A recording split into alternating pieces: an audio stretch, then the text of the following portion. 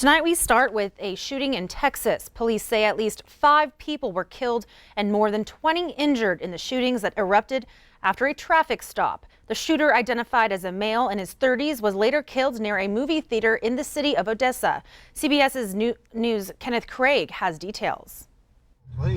Authorities say the shootings unfolded in the West Texas cities of Odessa and Midland on Saturday, leaving a trail of victims. We have at least 21 victims, 21 shooting victims, and at least 5 deceased at this point in time. The gunman was killed later in a shootout with police at a movie theater. Police say the attacks began with a traffic stop on a highway and the driver shot at an officer. The suspect stole a postal truck and began firing randomly. An exchange of gunfire happened and that subject is deceased at that location.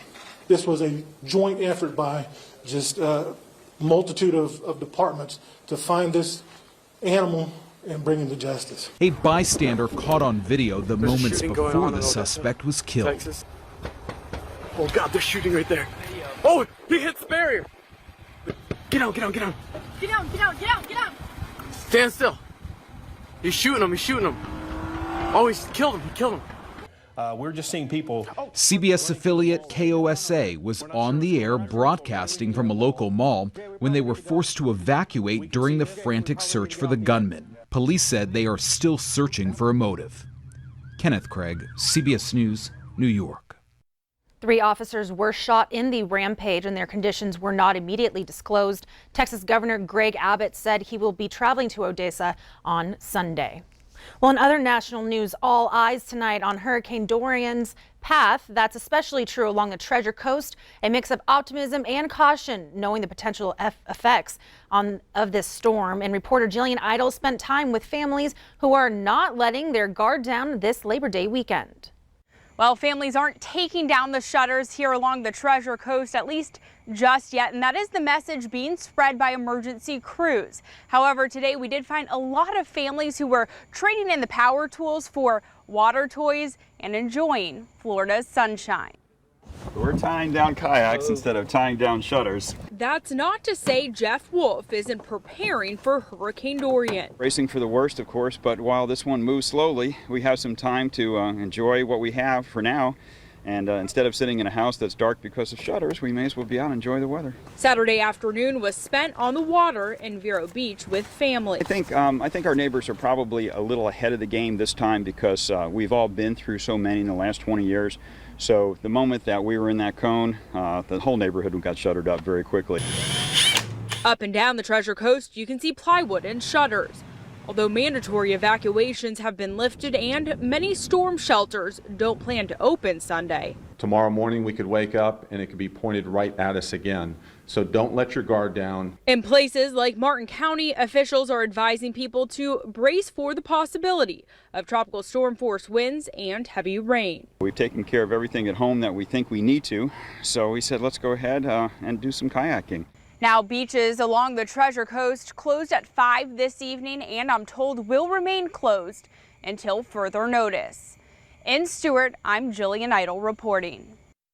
Well, on the campaign trail, Montana Governor Steve Bullock held a town hall in Iowa today. The Democratic presidential candidate said, like the candidates from coastal states, he too would win progressive states like Massachusetts and California, but challenged if the other candidates would be able to win swing states in the Midwest. If I'm the nominee, I will win Massachusetts, Vermont, and California. Just saying. I think we got to make sure either the senators from there or elsewhere could also win places like Montana and Iowa and Michigan and Wisconsin, Pennsylvania, because whether we like it or not, this is about math. Bullock is in Clayton County, one of the Iowa counties that Trump won in 2016 after it had voted for Obama in both 2008 and 2012. Bullock also spoke about gun control and stressed his view on gun control. Governor Bullock expressed to MTN that despite his lower numbers in the presidential campaign, he's not giving up his race for presidency. He says he looks forward to making connections with voters to try and win back the states the Democrats lost in the last election. Well, an update tonight on the Mountain View fire that's continuing to hold at 2,800 acres. Crews responded to the Mountain View fire on Wednesday that was caused by a lightning strike and is burning in the Buffalo Trail area southeast of the town of Molt. Now, the fire area is comprised of steep rocky terrain with homes along the southwest perimeter. Crews are evaluating and initiating suppression, repair, and decommissioning fire lines that were laid during the initial attack. Helicopters and crews are on alert to respond to any new fire starts. No structures have been burned, and there are no evacuations or warnings in place at this time. But the public is discouraged from traveling in the area due to fire traffic and safety concerns. Turning now to weather with Brett McCrummon, who says temperatures were above average today. Yeah, and they're going to stay that way for the next couple of days. Let's go ahead and take a look at the almanac, show you where we ended up today. We saw a daytime high of 89 degrees. The overnight low was 54.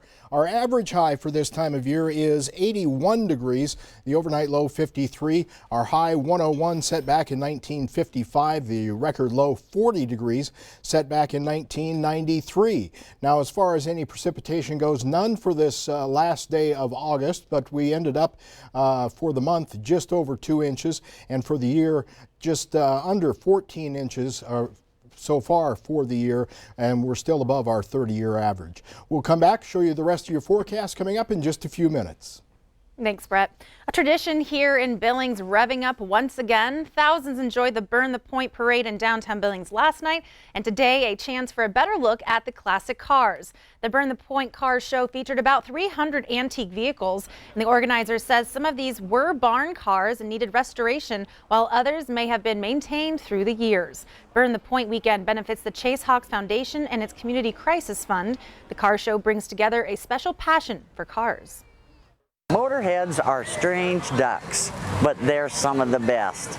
They put their heart and soul into their cars, and they live for their cars. They're just a great bunch of people. The American people just love it. Anything that goes fast and makes lots of noise is good and fun. Ain't that true? Stay with us, more to come on the 10 o'clock news.